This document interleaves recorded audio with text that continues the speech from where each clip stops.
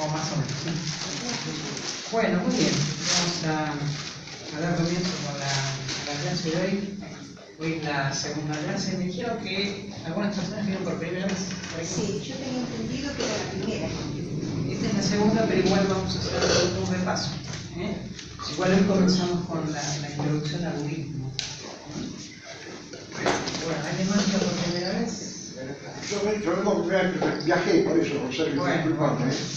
No fue mi intención faltar. No, bueno.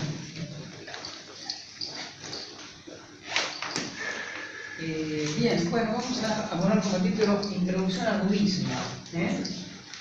Lo que vimos la semana pasada fue una introducción al pensamiento oriental y vimos algunos problemas del pensamiento oriental comparado con el pensamiento de Occidente. ¿Sí? Y hoy vamos a volver sobre eso en la medida que vayamos ingresando en la estructura primitiva del budismo.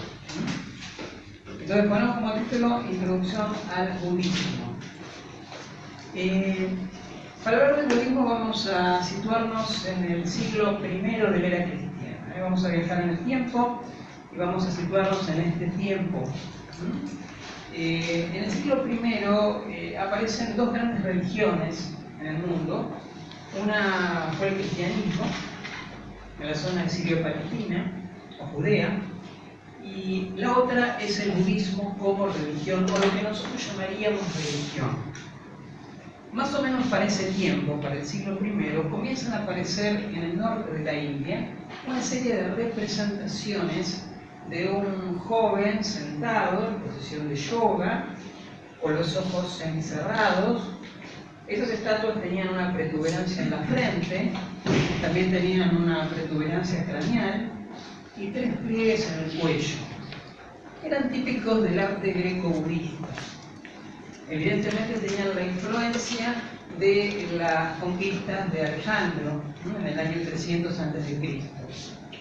Estas estatuas representan a un joven iluminado y se conocen con el nombre de los bodhisattvas.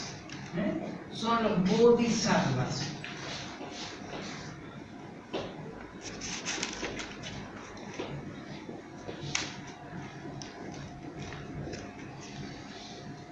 La palabra bodhi o buddhi quiere decir el que está despierto.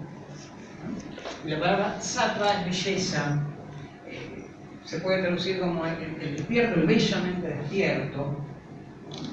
Y estas estatuas que empiezan a aparecer en el norte de India corresponden justamente a este joven iluminado que vivió 6 siglos antes. Estamos hablando de Siddhartha Gautama, un reformador religioso que aparece más o menos en India en ese tiempo, siglo VI, siglo V a.C., y es contemporáneo a otro maestro espiritual también muy conocido en India llamado Mahavira. Ahí comienzan dos grandes tradiciones heterodoxas en India.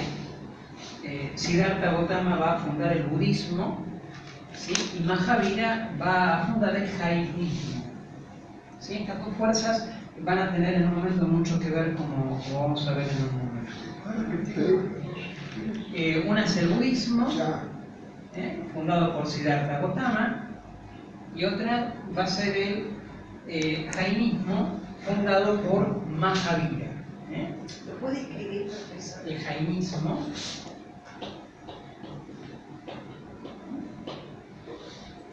La palabra jainismo viene de Jana. Jana quiere decir santo, o el renunciante.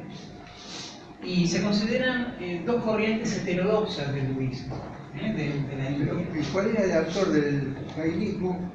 Mahavira. Mahavira. Mahavira. Estas dos corrientes son corrientes heterodoxas, ¿sí? Y las corrientes ortodoxas que han influido especialmente en el budismo fue el yoga, ¿sí?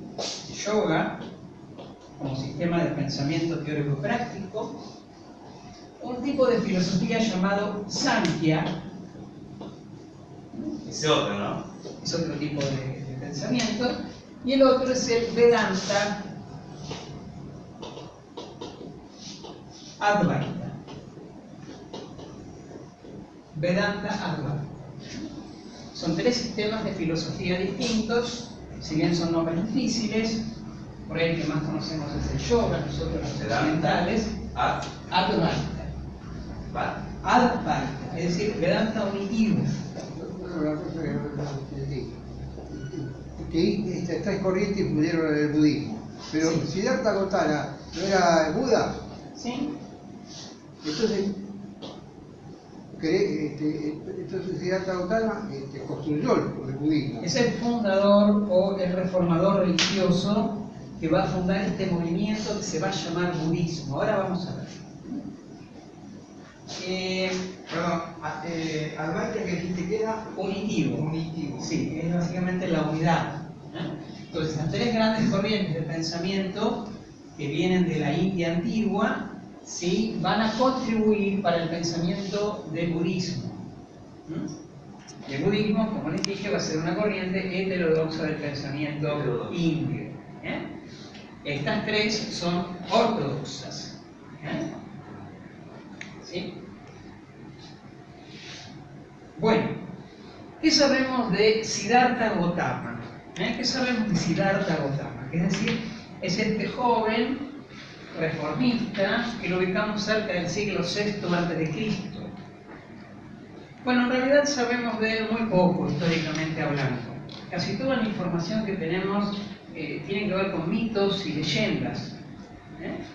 Como toda vida de un hombre santo, como pasó también con Jesús, los datos históricos son escasos, aunque no dudamos de su existencia, ¿sí?, pero básicamente están enriquecidos por mitos y leyendas.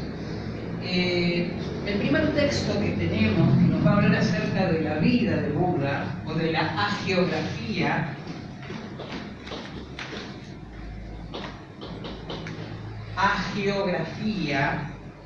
recuerden que los hombres santos no tienen biografía, ¿no? Tienen hagiografía, que es una vida santa. No es una biografía que tenga documentos, ¿no?, sino que, como dijimos, está de alguna manera llena de leyendas, ¿sí? Y ahora vamos a ver. Sabemos que históricamente a Buda se lo puede poner básicamente que nació en el 560 a.C. Aunque otros historiadores lo colocan en el 623, 624, 650, no se ponen muy de acuerdo en cuanto a la fecha que nació. Pero básicamente vamos a colocar un 560 porque es la fecha más estándar que colocan los historiadores o los budólogos, que se llaman los historiadores del budismo. Vamos a poner 560 a.C. ¿Sí? Nace en el norte de la India, fue un príncipe, hijo de un rey. El rey se llamó Suddhodana y su madre la princesa Mahamaya. Según cuenta la biografía de Buda, o la geografía de Buda, cuyo texto data del siglo II de la era cristiana, noten ustedes que son casi 7 siglos después, ¿sí? Este texto se conoce como el Buddha Charita o Evangelio de Buda, también se le llama la Geda. Son los dichos y hechos del Siddhartha. Según cuenta allí, un día la madre de Siddhartha tuvo un sueño. Soñó que 4 devas o 4 ángeles, diríamos nosotros, se la llevan y la colocan en un monte plateado en el Himalaya. Allí la acuestan mirando al este y luego ve que por la ventana ingresa un pequeño elefante blanco y empieza a girar 3 veces alrededor de ella. Y el elefante entra por un costado de su cuerpo. La princesa se despierta, la reina por ahí se despierta y le cuenta el sueño al marido. El marido consulta con los astrólogos, con los magos, acerca de cuál era el significado de este sueño. Y los astrólogos, después de deliberar entre ellos, le dicen: mire, oh rey, no tenga problema, a su esposa no le pasa nada malo, simplemente su esposa está esperando un hijo. Pero eso sí, va a ser un hijo muy especial, le dicen estos astrólogos. Si usted lo retiene en el palacio y no permite que vea la miseria y el sufrimiento del mundo, se convertirá en un gran monarca.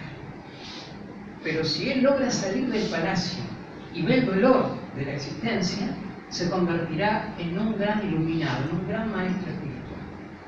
Obviamente el padre no quiere que él sea un maestro espiritual y quiere que sea su sucesor al trono. Es por eso que de joven lo mantiene completamente separado del dolor del mundo. Siddhartha no sabe absolutamente nada de lo que pasa en la realidad. A los 15 años lo casan con su prima y tiene un hijo. Cuando él ve nacer a su hijo, acá comienza su primera crisis existencial y pregunta: ¿para qué nacemos? ¿Cuál es la razón por la cual venimos al mundo? Esta fue el primer quiebre existencial del Siddhartha. Luego, a escondidas de su padre, comienza a abandonar el palacio por momentos, se viste con harapos y sale como uno más y empieza a ver la realidad del mundo. En algún momento ve a un hombre enfermo, en India es muy común ver hombres enfermos en la calle. Luego ve a un hombre que está en posición de yoga, un hombre santo, y finalmente ve un hombre muerto, un funeral. Y pregunta: ¿para qué nacemos? ¿Para enfermarnos y finalmente morir? ¿Ese es el sentido de la vida? ¿Esa es la razón de la existencia? Es por eso que esta crisis cala muy hondo en él y una noche decide abandonar el palacio de su padre para siempre. Según dice la mitología, con un golpe de su espada se rasura toda la cabeza, se viste nuevamente con harapos, monta un caballo mágico, cantalla, y vuela con el caballo sobre los muros del palacio y se va por el mundo a tratar de responder a la pregunta: ¿por qué existe el sufrimiento? ¿Por qué sufre el hombre? ¿Se acuerdan que en la clase pasada habíamos visto que la pregunta o la interrogación ontológica que tenía Oriente no era por el ser, no era por Dios, sino que la pregunta era por la existencia? Acá tenemos un ejemplo claro de que la pregunta del Siddhartha fue por el dolor humano y no tuvo una pregunta por Dios. Probablemente porque el concepto de la India, el concepto del Vedanta Advaita, ya asuma que nosotros somos seres divinos que simplemente no lo vemos por un error de percepción. Y esto convierte a esta clase de religiones, si se pueden llamar así, como lo llamaba Joseph Campbell, ¿no? Religiones psicológicas, ¿sí? O que van hacia la interioridad. Es por eso que más o menos por unos 12 años el Siddhartha empieza a buscar la respuesta a su pregunta y visita a varios maestros espirituales en India y aprende varias cosas de ellos. Vamos a ver qué aprendió, vamos a ver qué mamó, para luego ver cómo él va a construir su sistema de reforma. ¿Puedo orar?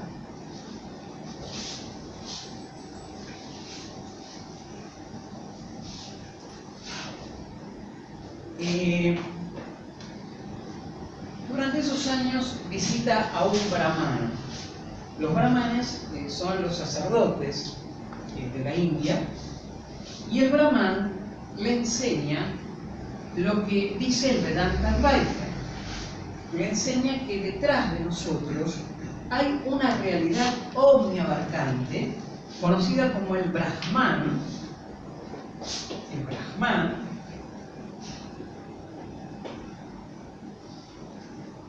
que funciona como una especie de holismo, absolutismo, o una especie de esencia última, ¿no? O una conciencia cósmica. Que esa conciencia cósmica está proyectada en una conciencia también real, pero que es diferenciada, con el nombre de Atman. Brahman y Atman son de la misma naturaleza o son lo mismo. De hecho, los Upanishad, textos místicos de la India, son conceptos que se pueden intercambiar. Entonces, la realidad es Atman, o el yo verdadero, que nosotros no podemos verlo, le enseña Brahman a Siddhartha, porque estamos de algún modo confundidos con una serie de contenidos mentales que nos llevan a errores perceptuales por la equivocación de nuestros sentidos. Nuestros sentidos, de alguna manera, nos hacen captar de una manera equivocada lo que llamamos realidad, y no podemos ver la verdadera realidad que está detrás. Esa realidad que creemos que es real, en India se conoce con el nombre de Maya. Maya. Que corresponde a la sombra de Platón en la alegoría de la caverna. Un error de percepción. ¿Sí? Entonces, básicamente el sistema Vedántico Advaita consiste en poder controlar esas cargas mentales, ¿sí? Despejarlas, y una vez que las despejamos, poder ver la verdadera realidad, es decir, el Atman o Brahman. Para eso se utilizan determinadas técnicas, como puede ser el yoga. El yoga es una psicotécnica para, de alguna manera, hacer esta interiorización. Recuerden que más o menos cuando Buda aparece, hablamos del siglo VI, siglo V a.C., en India existía una extensa especulación en base a unos textos místicos, ya lo hemos mencionado, los Upanishad. Los Upanishad justamente versan de la unidad entre Brahman y Atman como principios indisociables, indiferenciados y absolutos. ¿Cómo se escribe Upanishad?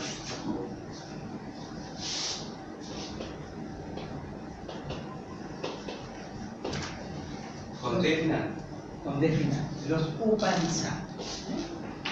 Que básicamente lo que quiere decir la palabra es estar sentado a los pies del maestro. Eso es lo que quiere decir. Estos textos, los Upanishad, son textos brahmánicos, son textos indios. Que justamente hablan del fundamento del cosmos y el fundamento del hombre. Van a versar sobre esta problemática. ¿Por qué vemos la diversidad si la diversidad no existe? Es un error perceptual. Por lo tanto, utilizan el yoga para poder, de algún modo, eliminar estas vritis, ¿sí? O estas obras mentales que nos confunden. Por eso Patanjali definía el yoga como que es una psicotécnica para detener el flujo de la conciencia. El flujo de la conciencia es lo que producen olas mentales, y esas olas anárquicas, caóticas, no nos permiten ver nuestra verdadera realidad. Entonces, el Siddhartha aprende esto y aprende que uno sufre porque está condicionado dentro de un cuerpo físico y condicionado en el tiempo y el espacio, en la cual la muerte hace que todo sea impermanente y de alguna manera suframos.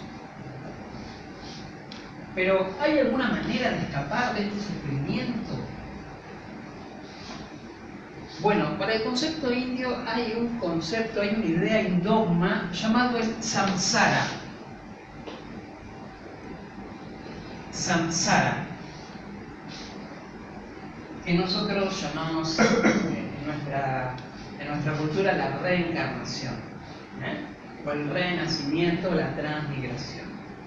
Vamos a conocer un poquito cómo funciona dentro de la doctrina india La samsara. reencarnación también es lo mismo que reencarnación. Es una palabra que utilizamos nosotros Sí. para tratar de explicar de alguna manera esta doctrina post-mortem, ¿no? ¿No se me permite ir a pedir que baje un poco el... Dale. ¿Sí? Está muy grave. Bueno, vamos a aprender un poquito el dogma de la reencarnación. Yo lo voy a plantear así para que sea más fácil. Lo voy a plantear así para que sea más fácil. Vamos a hacer una serie de líneas.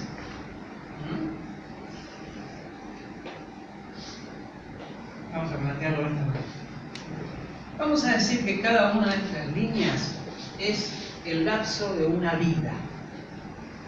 El lapso de una vida que está limitado por un nacimiento y una muerte. Nacimiento y muerte. El periodo de tiempo, la vida, en Oriente se conoce con el nombre de kalpa. Kalpa, periodo de tiempo. Periodo de tiempo, Kalpa. Cada uno de estos segmentos corresponde a una vida o a un kalpa diferente. ¿Qué es lo que es kalpa? Kalpa. ¿Qué es lo que es? Es un espacio de vida, ¿no? Es un segmento que va entre el nacimiento y la muerte. Entonces, entendamos que cada una de estas líneas es una muerte y a la vez es un nacimiento. ¿Sí? En la medida que un sujeto muere, vuelve a nacer. Bien. El cuerpo, o básicamente lo que el yo, lo que parecemos que somos, está formado por algo que ellos llaman el jiva. El jiva. Jiva tiene muchas acepciones.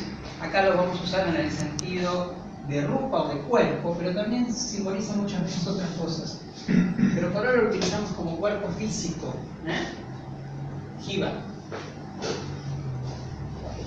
Cada uno de nuestros cuerpos, o de nuestros jivas, contiene una percepción de que somos únicos. ¿Sí?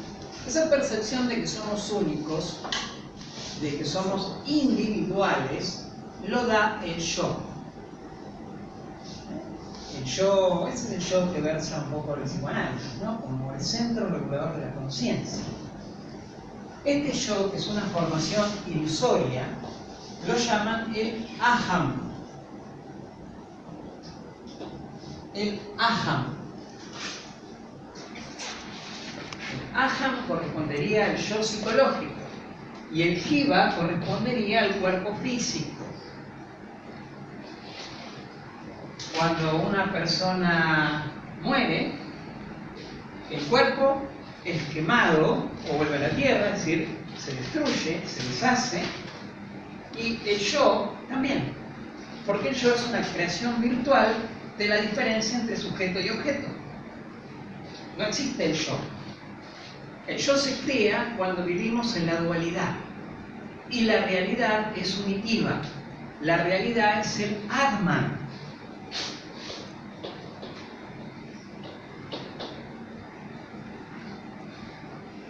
Creación virtual que se crea, como dijo el profesor. Es por la dualidad, ¿no? de la conciencia. Es como cuando un sujeto está en el vientre materno, está la unidad diferenciada de la madre. ¿Sí? Cuando recién nace, ese bebé no entiende que él es un cuerpo diferente que el de la madre. Pero a medida que va pasando el tiempo, que va madurando, que va creciendo, va notando otros actores. Nota que el cuerpo de la madre no es el cuerpo de él, y luego aparece el padre, los hermanos, la sociedad. Y ahí la persona crea un centro de referencia psicológico para distanciarse del mundo. Un yo, tú, o un yo y un no yo. ¿Cómo? El jiva es el cuerpo y el aham es el yo. ¿Sí? Serían dos elementos, ¿sí?, que son físicos. Uno que correspondería al cuerpo grosero y lo otro es una virtualización de manas o de la mente. La mente sería básicamente un estadio psíquico, sería también material, pero la materia es sutil. En cambio, el Atman sería la verdadera realidad o el espíritu en el sujeto. Entonces, cuando una persona muere, su cuerpo también se deshace y su yo psicológico desaparece con el cuerpo.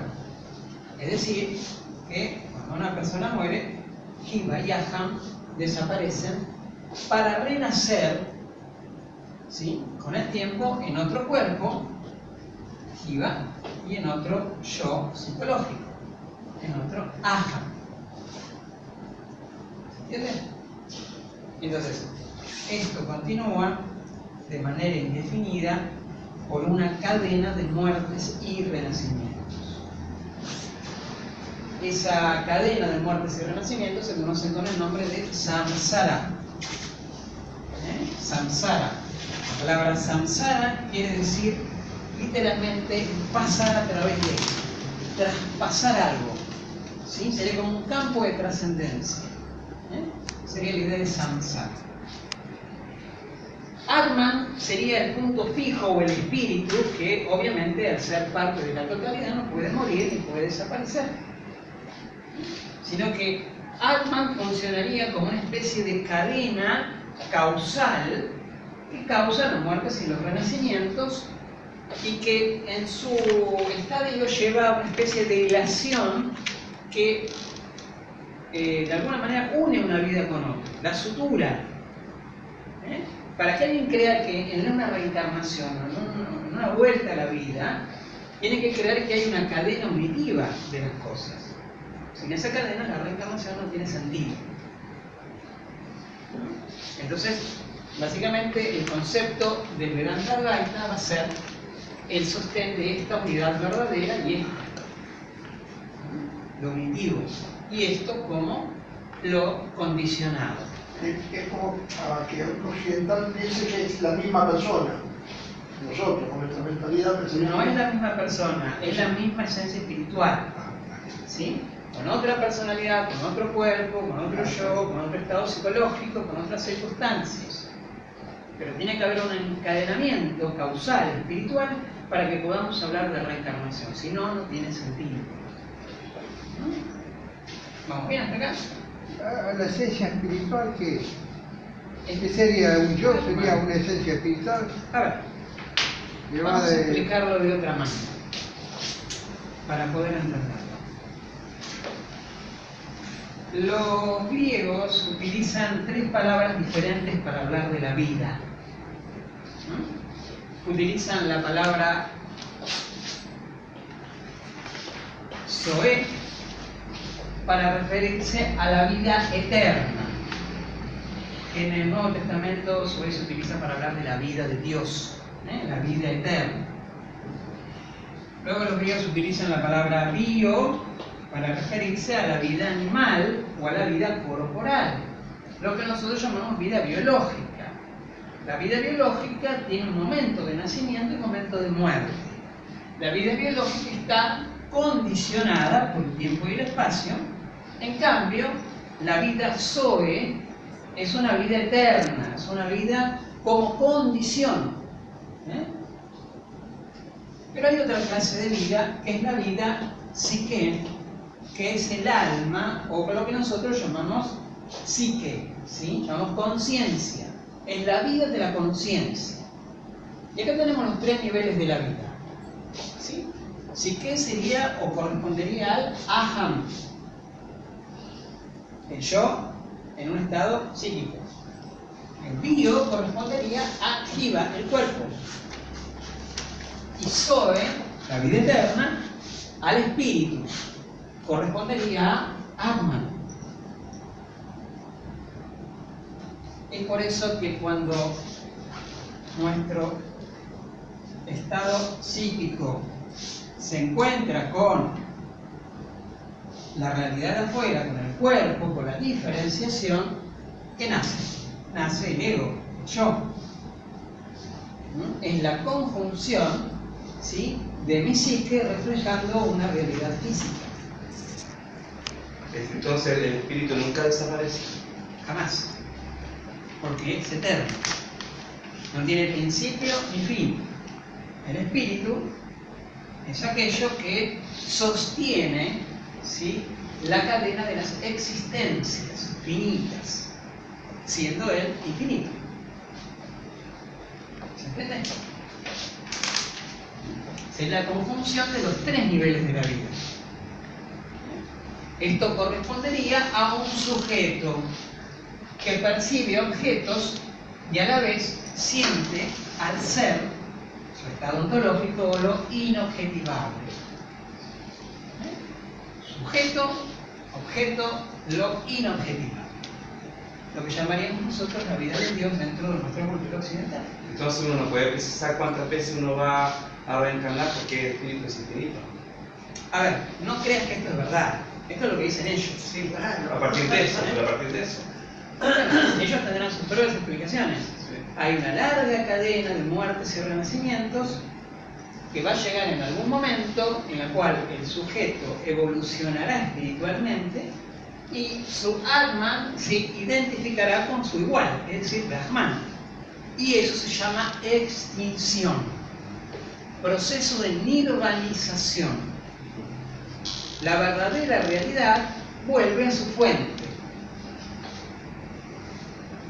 Esto que llamamos a existir no es la verdadera realidad. Obviamente esto procede de una cultura como la India, que es muy injusta, como tantas otras, ¿no? Con sistemas de castas y demás, que las personas necesitaron interiorizar el rito, interiorizar el sacrificio en la mitología, para poder expresarla dentro de sus cuerpos, para poder interiorizarla dentro de su psique. Es una forma de escapismo a una sociedad brutal. Esa sería básicamente la diferencia. ¿Podría repetir eso cuando el Atman se encuentra con el Brahma? ¿Qué sucede? Bueno, el sujeto vuelve a la realidad real. No, Deja de ser sujeto. la extinción. Claro, es una extinción. Nos extinguiríamos. Eso es un proceso de nirvana. Es muy usado por los budistas, pero es un concepto indio, el nirvana. Ya la clase que viene lo vamos a poder explicar mejor. Entonces esto tiene que quedar claro. Lo que el Siddhartha aprende de los brahmanes es este proceso en el cual, a través de sistemas yógicos, lo pueden llevar a esa iluminación. Esa iluminación es tomar conciencia de la supraconciencia. Cuando yo tomo conciencia de la supraconciencia, todavía estoy en la dualidad, porque soy consciente de una supraconciencia. Ahora, la iluminación sería directamente ser esa supraconciencia. Y esa es una anulación de lo dual. ¿Sí? Para esto se necesita un trabajo meditativo, según ellos, muy profundo, peligroso muchas veces, ¿sí? Para poder llegar a esa unidad, a ese centro polar. ¿Por qué peligroso? Exacto, buena pregunta. ¿Por qué peligroso? Bueno, veámoslo desde este punto de vista, ¿no? Hay un autor llamado Roger Godel, que es un psiquiatra que más o menos para la década del 60 estudió desde el punto de vista psiquiátrico el problema de la dualidad cuando vuelve a la unidad. Y él tomaba la idea del péndulo. ¿Qué es el péndulo? El péndulo es un peso que va oscilando entre dos polos. ¿Sí? Mientras estemos en la oscilación de estos dos polos, estaremos en la relación sujeto-objeto, ¿verdad? Existirá un mundo externo y un mundo interno percibiendo ese mundo externo. ¿Sí? Bueno, esto se llama en nuestro lenguaje la normalidad, o la neurosis. Es cuando el yo está entre el ello, ¿sí? Y el superyo. Es una especie de punto en la cual es requerido por dos cosas, por sus instintos y por el deber ser, que lo lleva justamente a un estadio de insatisfacción, de malestar. ¿Sí?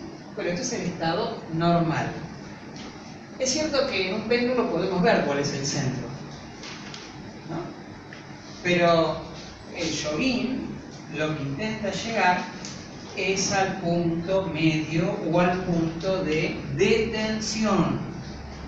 Cuando se detiene el péndulo, es una inducción psíquica hacia su propio eje axial.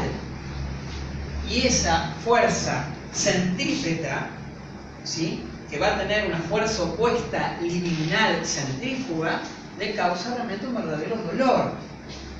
Esta es la crisis, decía Godel, de la psicosis. Cuando el sujeto es torturado, cuando fuerzas libidinales se oponen a ese centro. Y una crisis o una psicotécnica profunda lo quieren llevar a su punto ontológico.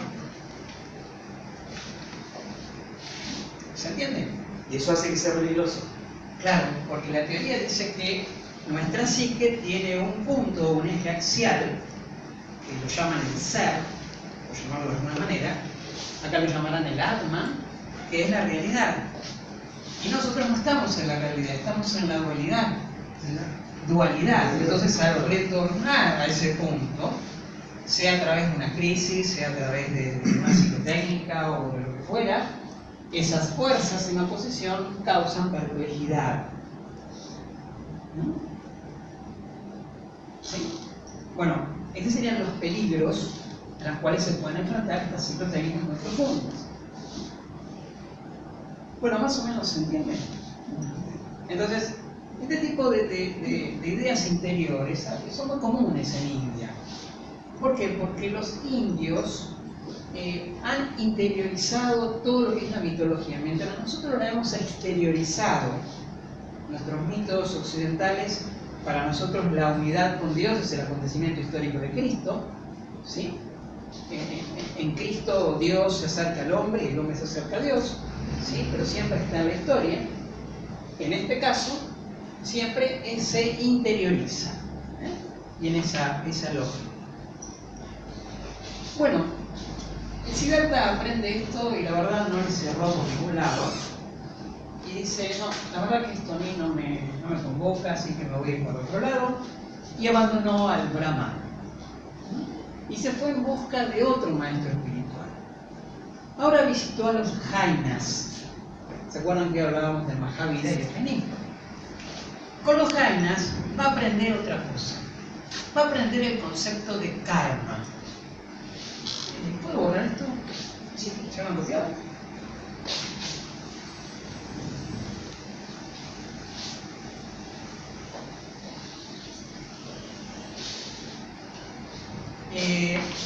¿Dónde viene la idea de karma? Bueno, en India hay un concepto que es el concepto de Rita,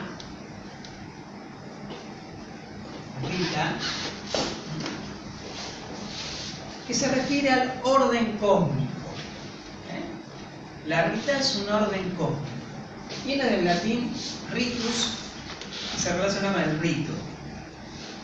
Viene del orden cósmico, que si yo hago bien los rituales, canto bien los mantras, lo hago horario, lo hago en el espacio adecuado, genero un orden cósmico. ¿Por qué? Porque me armonizo de alguna manera con el orden del universo. Y ese orden fue colocado por los dioses. Los dioses colocaron el orden cósmico y yo al hacer bien el rito, me armonizo con eso. Si hago mal el ritual, genero lo contrario, es decir, la anrita o el desorden cósmico. Los brahmanes realizaban sacrificios a sus dioses a través del fuego.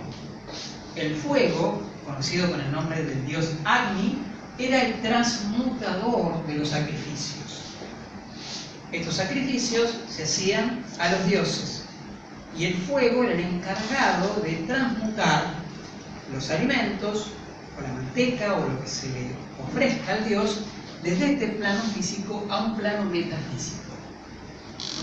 Vimos en la clase pasada el tema del sacrificio, ¿verdad? Sí. Cómo era pasar de lo profano a lo sagrado, por lo cual el objeto o la ofrenda debía ser destruido. Y esa ofrenda, a través de la destrucción, iba a renacer en el cielo de los dioses. Y este elemento que iba a destruirlo era el fuego. Agni. Entonces, los sacrificios estaban destinados justamente a ir a los dioses, para lo cual el oferente venía con una intención. Es decir, vengo de un pasado trayendo justamente una intención para pedirle a los dioses. Cuando ejecuto el sacrificio, lo quemo, estoy en el presente. ¿Sí? Y cuando los dioses lo reciben y me bendicen, eso será una esperanza futura. Acá tenemos la primera idea de karma. El karma nace de el fenómeno del sacrificio. ¿Sí? Una intención, un acto, ¿sí? Un efecto. Por lo tanto, la palabra karma es acción. El sacrificio es acción, porque el sacrificio es un rito y todos los ritos se hacen con el cuerpo. Los rituales son mímicas simbólicas que repiten historias mitológicas y de alguna manera ese mito, que son relatos, se interioriza. O cuando van a la misa y se comen el cuerpo de Cristo, no están repitiendo un mito y ese mito es un relato evangélico. ¿Sí? Pero cuando lo leen en el Evangelio, eso ocurrió hace 2000 años. Pero cuando van a misa y lo hacen en el momento, ingieren el cuerpo de Cristo. ¿Sí? Cristo les pasa a ustedes la santidad y ustedes les pasan a él el pecado. Y de esa manera nos redimimos. Estamos viviendo o interiorizando, ¿sí? El mito a través del rito. Por lo tanto, los ritos tienden a ser inductivos a la psique, mientras los mitos tienden a ser literatura, tienden a ser culturales, ¿sí? O más sociales. Esta sería la bidireccionalidad del fenómeno. Un símbolo va hacia afuera, hacia la sociedad, a través de un relato, el mito. ¿Sí? Ahí es parte del conjunto colectivo. Ahora, cuando se hace el ritual, si bien los rituales son sociales, se inducen hacia la psique y esto se induce hacia lo mío o hacia el mundo, hacia lo externo. Dios está afuera, Dios está dentro. Y la mediación es siempre simbólica. No se puede vivir directamente la experiencia del misterio, ¿sí? A no ser la mística, ¿no? Pero en la religión siempre había una mediación simbólica, hay un enmascaramiento, porque no podemos vivir directamente la presencia del misterio, ¿sí? Entonces, esta interiorización del sacrificio fue lo que dio lugar luego al pensamiento yógico. El ritual se hace en la psique. El camino del héroe, lo que yo hago en un templo, ¿qué hago en un templo? Cuando entro en un templo, me desujeto como sujeto. ¿Sí? ¿Por qué? Porque dejo mi yo en pro del yo de Dios y llevo mi ofrenda al altar.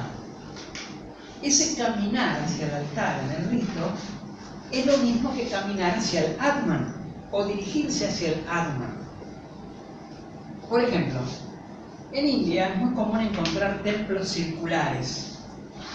Los templos circulares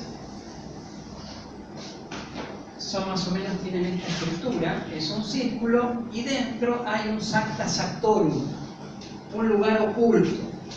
En ese lugar oculto solamente pueden entrar los iniciados, ¿no? Los sacerdotes. ¿Y qué esconde este lugar oculto? Esconde una representación de piedra de Dios. Por lo general es un lingam o un falo de piedra, simbolizando básicamente el germen de la vida, lo latente de la vida, la semilla de la vida. Esto está allí y ningún profano puede verlo.